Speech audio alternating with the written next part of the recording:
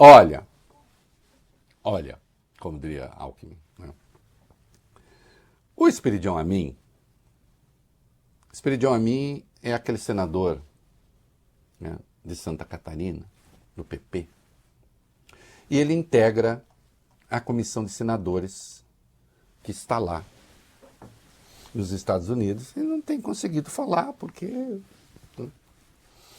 E ele falou uma coisa hoje, primeiro ele, com a devida vênia, né, ele, antes de citar Max Weber, ele poderia ler Max Weber, sociólogo alemão. Porque assim, mais vergonhoso do que não ler certas coisas que seriam obrigatórias é fingir que leu. E falar porcaria. Eu fiquei com vergonha dele. Nós já vamos falar, alguns produtos brasileiros talvez tenham tarifa zero, nós vamos tratar de tudo isso aqui. Mas o Amin resolveu refletir. E às vezes quando a pessoa resolve refletir, a gente precisa tomar muito cuidado, vale bem. Sabe aquela placa que tem, né? Cadê meus meninos? Deixa eu olhar para eles aqui. Sabe aquela placa que tem cuidado homens trabalhando? Uhum. Vocês já viram, né? Sim. Cuidado homens trabalhando, cuidado chão molhado, tem muito em shopping, né? Às vezes deveria ter a placa cuidado senador refletindo, político refletindo, político pensando, cuidado.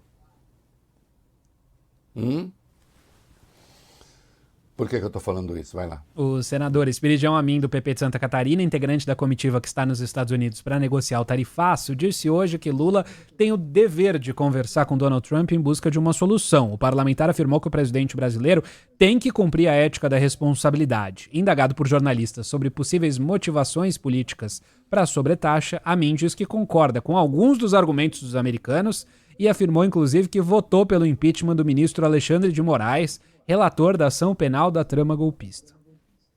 A motivação política, com algumas coisas eu concordo. Eu sou signatário do pedido de impeachment do Alexandre de Moraes. Mas não quero a intervenção dele. Quero que nós resolvamos isso.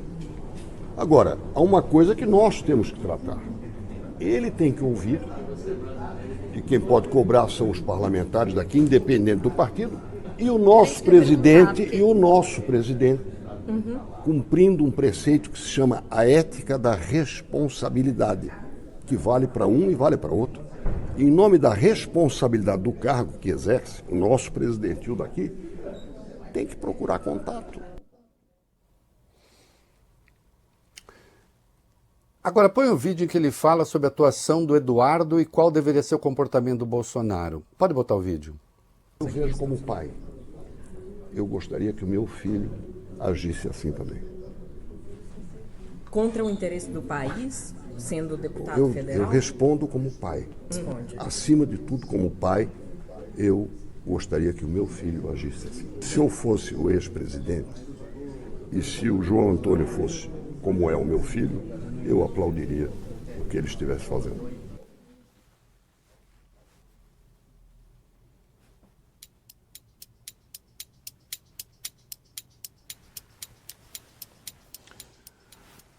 Com 23 aninhos, o Antero de Quental, poeta português, respondeu Momento cultural. ao Antônio Feliciano de Castilho, que era um monstro sagrado das letras portuguesas, grande tradutor, poeta romântico, cego, era uma legenda das letras portuguesas, e o Antero de Quental era um poeta realista, inovador, e o Castilho deu um cacete neles, falou mal da geração do Antero de Quental. E o Antero de Quental deu uma resposta maravilhosa, Valeu Bene, que não se encaixa perfeitamente para o Amin. E vocês vão entender por quê.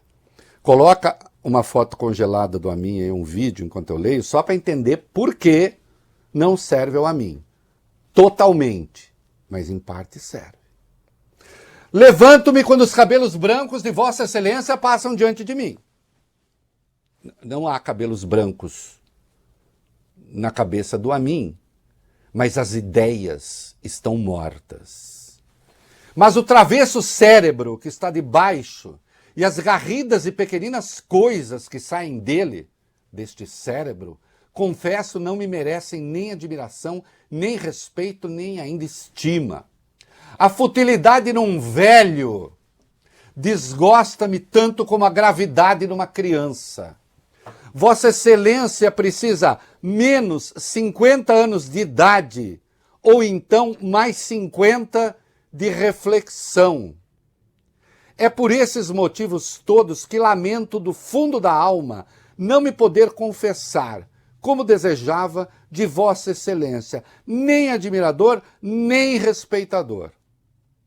Isso foi escrito em 1865, Antero tinha 23 anos, o Castilho tinha 61, era mais jovem do que eu. Mas era num tempo que as pessoas também envelheciam bem mais cedo, né? O Antero morreu com 49, a gente vê foto dele para ter 75. E o Castilho morreu com 75, vê a foto para ter 175. Agora, as suas ideias, né? Eu não posso dizer que elas estão debaixo dos seus cabelos brancos para indicar a sua maturidade, porque a natureza não lhe proporcionou isso, mas lhe deu ideias tortas. E o senhor, ele cita a ética da responsabilidade aí. Ele está citando indiretamente Max Weber.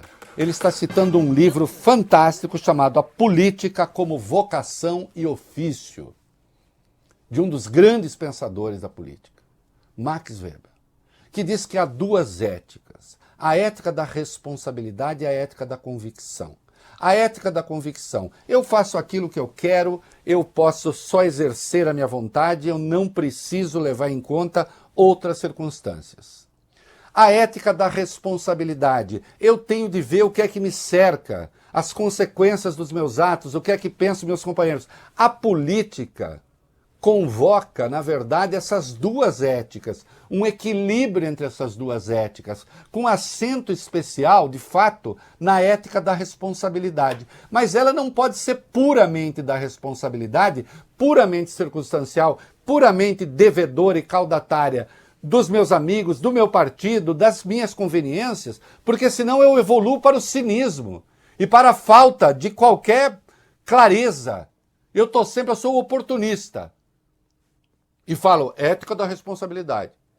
Mas também não, e obviamente não pode ser só da convicção, porque senão eu faço tudo o que eu quero e que se danem os outros. Aí, este senhor, lendo errado, porque não leu, deve ter sido coisa de Google ou sei lá o quê, porque não leu o livro. Se tivesse lido, não estaria falando esta porcaria. Eu insisto, o senhor não leu, o senhor não sabe o que fala.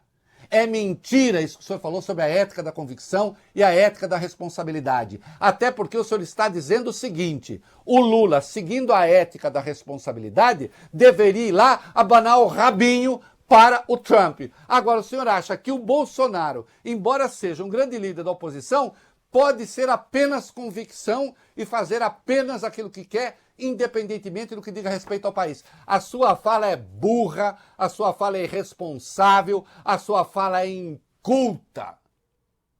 O senhor usa essa pose, essa sua careca lustrosa, pela qual, obviamente, o senhor é culpado, que eu também ficarei, né? Para parecer assim um sênior, um homem maduro. O senhor está dizendo besteira. A besteira num velho me irrita tanto quanto a gravidade numa criança. Sabe criancinha que gosta de parecer geniazinha?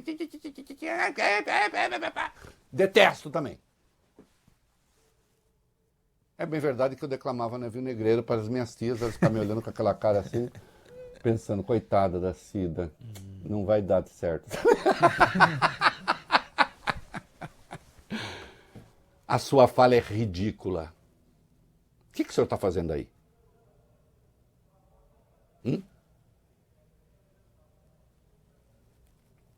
Não quero discutir nada com o senhor, mas se quiser discutir Max Weber, a gente discute. E o senhor me diz em que passagem do livro do Max Weber o senhor tirou isso que o senhor acabou de falar. Aqui não, Dedé. Aqui não. Por aqui não passa. Vê-se?